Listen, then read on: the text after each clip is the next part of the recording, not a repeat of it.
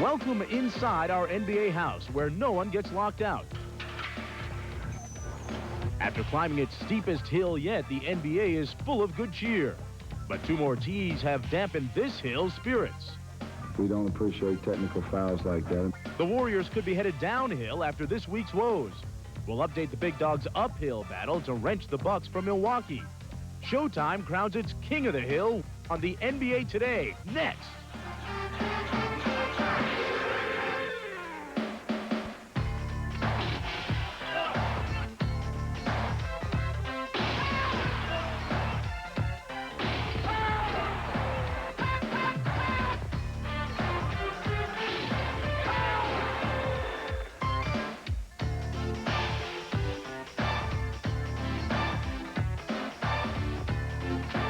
Hello, everyone, and welcome to the basketball show that doesn't talk trash. It's the NBA Today.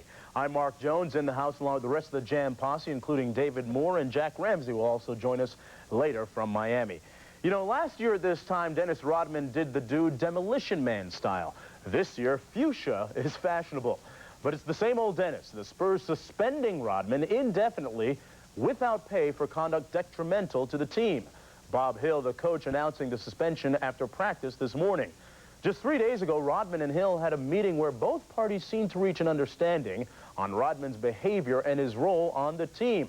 Rodman and the Spurs wrapping up their preseason against Charlotte. Rodman dressed for the occasion. Yes, it's Halloween. He did have a mask on. And Willie Anderson misses from the corner. What does Rodman do best? He rebounds. And when he does that, he is a great player. The problem is when he doesn't rebound. But here, Rodman hitting the glass again.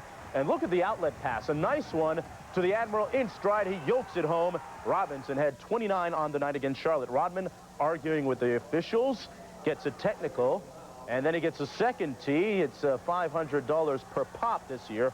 Robinson says Dennis knows the deal this year. The key ingredient is that Dennis can't be an individual. You know, he has to play with us. And I think that that's been explained to him enough. So, you know, what more can you say, really? You know, it's time for him to show us and show us that he wants to do what we're trying to accomplish. Enough said, David. Here's a look at Rodman's rap sheet. With the exception of holdouts, can you ever think of a time when a player was suspended without pay before the season even started? The Spurs are sending a message, that's for sure. Well, Easy Dave and Cool Charles helped ensure that the season will start on time. No strike, no lockout, just running and ripping cord. The NBA Players Association and the owners promising that the season will start on time and continue uninterrupted. In the process, averting the first work stoppage ever in the NBA. The most important trade-off really is that we each know the capacity that we have to damage the game and to each other, and we're not, you know, interested in getting to that. It's very important that in this day and age, when we are here to announce that the season will go on, it's important to note that our players are very concerned, obviously, about the integrity of the game and the fans and the fact that they will have a full and complete championship season. Congratulations, guys. I was at Tuesday's Bullets-Knicks game, David. In the locker room after the game, the distinct feeling was that there was going to be a lockout. Oh, there were some anxious moments here. Charles Grantham sent out a fax to his advisory committee earlier that afternoon saying that if the two sides had not reached an agreement in principle by October 31st, the owners had called a meeting to take a lockout vote. Now, I believe this is the impetus that got this move to this accord. Now, the key now is that they still work something out, because I tell you, if these two sides are at the same impasse at this time next year, the resolution is not going to be as fan-friendly. I know a lot of the veterans wanted to play. Speaking of veterans, you know, without Zoe in there, Robert Parrish is proving he can still hold court. But it's kind of strange to see the Chief in pinstripes instead of on parquet. And what about Neek in Celtic green and D. Nice, Danny Manning, on a team that wins more than it loses? New faces in new places, things that make you go, from A to Z, courtesy of Dan Patrick and the Jam Posse Choir. Avery Johnson was with this team. Last year with this team, is now back with this team. Blue now wears green, and Brick wants to be king for more than just a day. C is for Christie, who leaves L.A. to join the Knicks. N said Ceballos, who returns to L.A. after leaving Phoenix. D is Manning's new name. Phoenix becomes his new home. The Nuggets added another E. This one goes by Dale. And we know Danny Ferry isn't new, but he's finally getting some PT.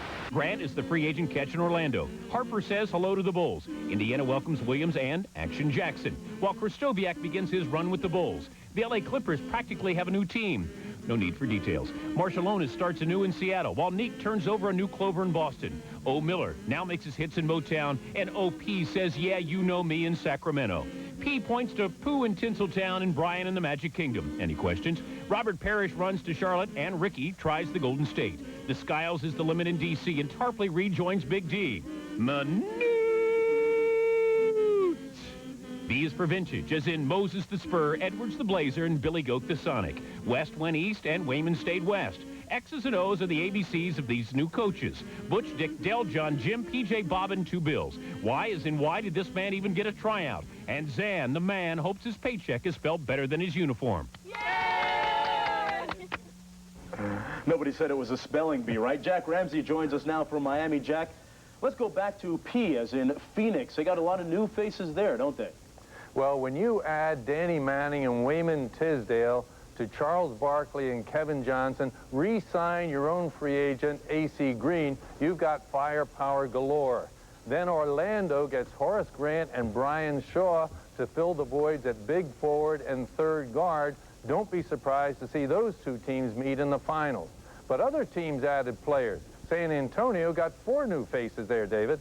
Yeah, exactly, Jack. A lot of people forget that the Spurs were actually 1 game ahead of Houston last year with 3 weeks left. They made some big moves to try to keep up and pass Houston this year. They added Sean Elliott and Avery Johnson, who are coming back after a 1-year hiatus, and also Chuck Person and Moses Malone, which is greatly going to help their depth. Charlotte's another team that really helped their depth with Robert Parrish and Michael Adams. But I tell you, Jack, I think one of the biggest acquisitions is one of the smallest guys in Mark Jackson. Yeah, I like Mark Jackson for Indiana. He's familiar with Larry Brown's passing game attack. He can penetrate, he can make the pass in traffic, and they still have defenders at the point guard position when they need him. Ron Harper's another guy who will make Chicago better. Yeah, I love his defense, Jack. Thanks a lot for joining us. We'll get back to you a little later in the show. And Dale Ellis, of course, in Denver, already making a big shot for them. One guy conspicuous by his absence, Michael Jordan. Another season without him. He's kissed goodbye to hoops. Too bad. But tonight in Chicago at the brand new United Center, they'll honor Super Mike. Is number 23 raised to the rafters and retired permanently by the Bulls. Chicago also will unveil a bronze statue of Jordan that will be permanently displayed outside the United Center. Stars like Magic, Kareem, Hondo, and Dean Smith will be joined by singing stars, Boys to Men, to officially celebrate the end of the road for Michael Jordan. Well, at least we know where Michael is. The same can't be said of Glenn Robinson. The first pick in the draft has his picture on a milk carton box instead of on the Bucks team picture. And also missing in action for different reasons, of course, is Chris Mullin of the Golden State Warriors. More on the Warriors' woes in just a minute. Where have you seen this before? The NBA Today is brought to you by Fannie Mae, showing America a new way home. Cliff Rozier signing a 4-year deal, ending a long holdout. The good news is that he's a healthy body, which is a rarity in Oakland. Here's Craig Kilborn. When the Golden State Warriors and top pick Clifford Rozier finally agreed to terms on Saturday, it was a positive development for a team whose offseason has been a roller coaster ride of highs and lows. With Dream Team 2 coach Don Nelson on the bench and arguably the game's finest collection of rising stars on the court, the Warriors may be the most explosive team in the league when healthy. But health has been in short supply out west. It's been a case of too few good men for Golden State. Warrior players have missed a total of 873 games over the past 4 years due to injury. In fact, the 304 games lost to injury in 92-93 led the league. 1994 has already had its casualties. Tim Hardaway, returning from a knee injury that cost him all of last season, recently sprained his left wrist. But x-rays proved negative, and he'll start the season. Billy Owens was not as lucky. Owens pulled a hamstring in a game against Portland last week. He will miss the start of the season. And for the 3rd straight year, 5-time All-Star Chris Mullin finds himself on the injured list after suffering a chip fracture and sprained ligament to his left knee. Though he is expected to miss the next 6 to 8 weeks of action, Mullen is thinking positive. I really feel fortunate that it wasn't a ligament or these other surgical procedures, and it's going to take a year. You know what I mean? This is just letting the bone heal up and get back to work. Chris Webber's health does not involve a bone or a muscle, but rather a wallet. He is a holdout trying to renegotiate his contract in only his second season. With no signs of his return on the horizon, the Warriors will have to look elsewhere to make up for Webber's 17 points and 9 boards per game. Still, there is hope. Leading scorer and NBA All-Star Latrell Sprewell is present, accounted for, and healthy. And despite their injury woes, this is still a team that has won 50 or more games 2 of the last 3 years. The question remains, will the Warriors be durable long enough to be the team by the bay or the team stuck in the sick bay? Interesting, you know, Dave. Chris Mullen maybe showing signs of age, maybe getting a little bit fragile. Do you think that his injury will speed up the negotiations to get Webber in camp?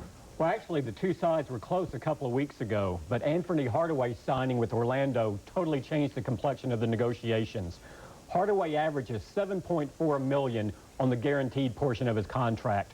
Webber wants more in average salary than Anthony Hardaway, and he also wants an out after 2 years. Interesting. You know, some players had a week that they would rather forget, and we're going to take a look at some players who had just a flat-out bad time. Stanley Roberts of the Clippers blows out his left Achilles tendon chasing that rebound last week.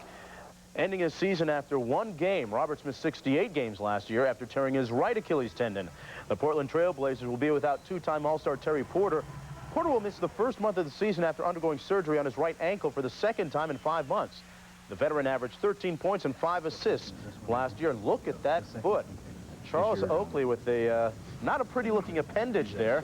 He has a dislocated toe, and he went to the Nike place to see if they could fit him for a new boot. And Oak is going to try and work out his foot problems with the new pair of kicks right there. David, there was a lot of talk about Charles Oakley holding out, not going into Knicks camp, but he's in there working hard right now. Exactly. One of the Knicks' priority also is to get him signed before the start of the season, hopefully.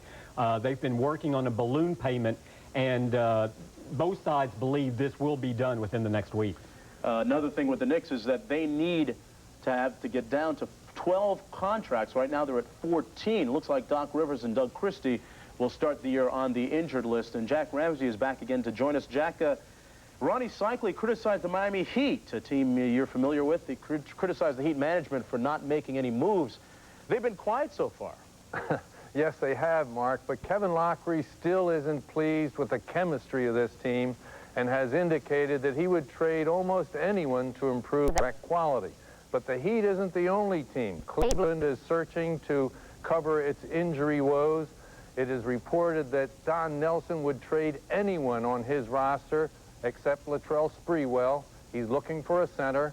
And Sacramento says Mitch Richmond is available if they can get what they want to improve their club. Yeah, Jack, whatever happens is going to have to happen quick, because after November 8th, there's a freeze on contract extensions or amendments, which will have a chilling effect on all trades. At least we do have basketball. Well, the good thing is that we do have a full slate of games to play, and they start on Friday. We've got a baker's dozen, including one in Yokohama, Japan. Tough to even say for me. Get out your pencils, folks, because we've got some special dates to circle on your calendar. Charles is ready to take charge, and so are we. Stay with us. As a deputy DA for forgery. Walter Tucker, indicted on 10 felony counts of bribery, extortion. Mr.